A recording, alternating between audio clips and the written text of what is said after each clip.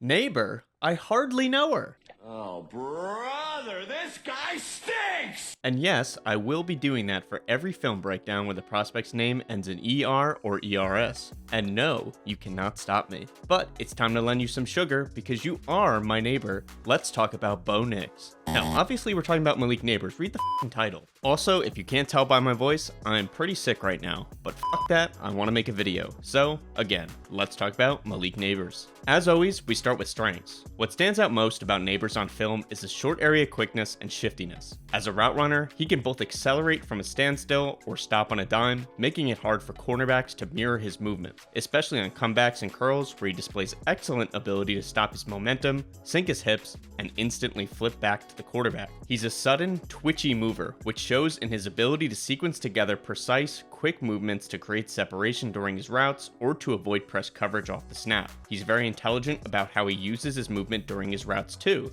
as he'll use different tempos with quick starts and stops, as well as shoulder dips to avoid contact at the line of scrimmage, and head fakes, jab steps, and rocker steps to disguise his route stem or create an extra yard of separation before he breaks off the route. In this way, he makes it very difficult for cornerbacks to anticipate his routes and to jump passes thrown to him, which in turn works to both create extra separation, because cornerbacks will be more loath to overcommit to a certain angle at the risk of being burned, and it also creates easier catches for himself, since cornerbacks will not be able to easily jump routes or stick with him in coverage, lessening their ability to fight for the ball at the catch point. Once he gets to his route breaks, his cuts are often sharp and sudden, and he shows the ability to maintain speed through these cuts and accelerate out of them to leave DBs in the dust behind him. Although this sounds simple, this is not something every wide receiver can do, as wide receivers often have to lose a decent amount of momentum to be able to quickly change direction and then have to rebuild that momentum in the direction they are now heading. The act of stopping in itself telegraphs the route stem to the cornerback, allowing them to easily mirror the wide receiver's movement, and the result of losing speed means that it's harder to separate for the wide receiver. But Nabers doesn't really have this problem, even when sequencing together multiple cuts in opposite directions. This shiftiness and short area quickness helps him after the catch too, where he's one of the best in this draft class at making defenders miss in space. In 2023, Malik Nabers had 30 missed tackles forced, which was 4th in the nation of over 120 qualifying wide receivers. If breaking defenders' ankles with sudden, sharp cuts wasn't enough, he's also tenacious as hell after the catch and refuses to go down without a fight. Although he's not the biggest guy out there, he forces defenders to approach him with good angles and technique, which is hard to do when you consider his speed and agility. He'll simply accelerate straight through arm tackles, and he will fight for yards after every reception, forcing defenders to be on their A game every single time they attempt to wrap him up. Failure to do so could result in him simply exploding past them for a touchdown. But let's take a step back for a second and go back to Nabers before the ball is in his hand. Specifically, I want to talk about his ability to win in most areas of the field against any coverage. On quick game concepts, he's tough to handle for DBs. His quick acceleration off the line of scrimmage, in combination with his sharp lateral cuts and ability to accelerate out of cuts to create easy separation on quick game and underneath routes, makes him a reliable option for his quarterback. Plus, if he finds any space at all, you already know he's great after the catch to create a bit of something out of a short play.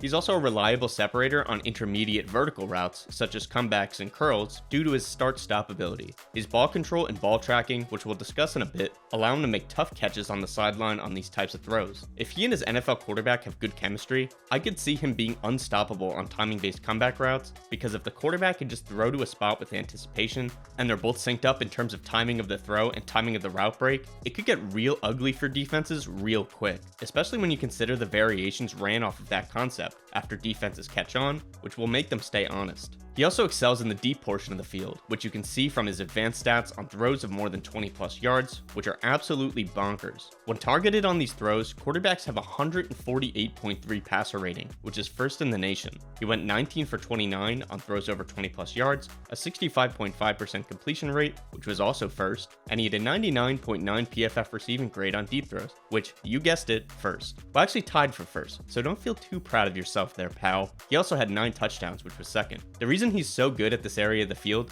is his excellent mid-route burst and long speed to separate over the top and stretch the defense vertically. When the ball is in the air, he gets his head around quickly to find it in the air and shows great ability to adjust his route or high point the ball to bring it in. He's also very experienced on deep concepts, as his route tree at LSU mostly consisted of deep vertical routes. But it's not just area of the field where he's versatile, as he can also win against any coverage. His PFF grade versus man coverage was a 90.8, which was 1st in the nation, and his PFF grade versus zone was even better at 90. 91.6, which was also first. But let's talk about Nabers when the ball is in the air and at the catch point. As discussed, he shows excellent body control to keep his feet in on tight sideline throws, and flashes excellent ball tracking to find the ball in the air and adjust his route or high point the ball. In 2023, he also flashed some ability to make contested catches, as he hauled in 10 of 22 contested catches, which is not elite by any means, but more than I would have expected for someone of his size. But because a decent portion of his ball skills will be in the weaknesses section, I think it's about that time that we move to that part of the video. In general, Nabers' ball skills can be rather inconsistent. He had 6 drops in 2023, and he is not a reliable catcher through contact or outside of his frame. He can be very hit or miss, but I'd like to think that this can be improved through developing his hand strength and learning to more effectively box out defenders for the ball at the catch point. But overall, he is a smaller receiver, as his height is 6 foot, which is the 35th percentile,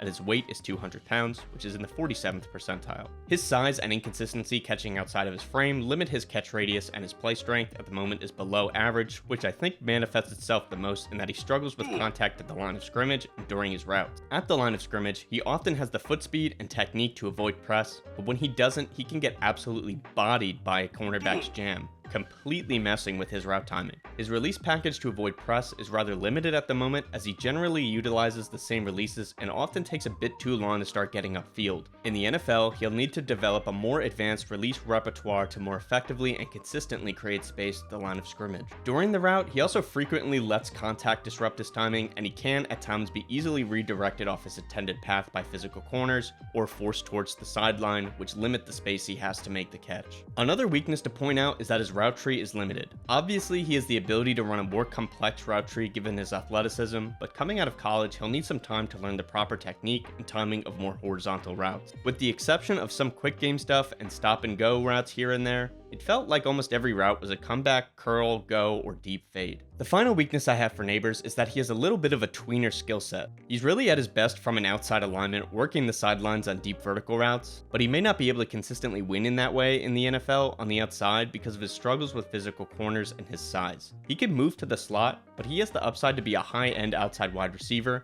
so you feel like you'd be wasting potential. And his current route tree doesn't really support playing the slot as often early in his career. But this is really more of a note than a true concern. You could have him rotate between the slot and outside like he did in college, and plenty of shorter wide receivers are able to win on the outside these days. I think the primary difference between Nabers and those wide receivers are that those wide receivers are more effective at in-breaking routes, but I don't really have any doubt that Nabers, at the very young age of 20 years old, can develop as a wide receiver to be more effective from both the slot and the outside, especially given his ability to separate and his unique physical skills. Depending on whether you see the glass half full or half empty, this could be a positive in that he's versatile enough to win from both the outside and the slot. So view this note how you'd like. Alrighty, that's the end of this one. If you made it to the end of this video, I love you. Seriously, run away with me. I promise I'll treat you right. Alright, that was a little bit weird, but I really do appreciate you guys who watch these videos, comment on them, and who genuinely look forward to new videos. It means a lot to me that real people actually enjoy sitting down and talking ball with me. I'd love to hear any thoughts you guys have below, so leave a comment, as I always try to respond to the substantive things people say below so that we can have a conversation. Otherwise, I'd appreciate a like on the video, as it really helps the channel to grow, and a subscription if you're new here, as I'll be continuing to make more draft content. That's about it, guys. Later.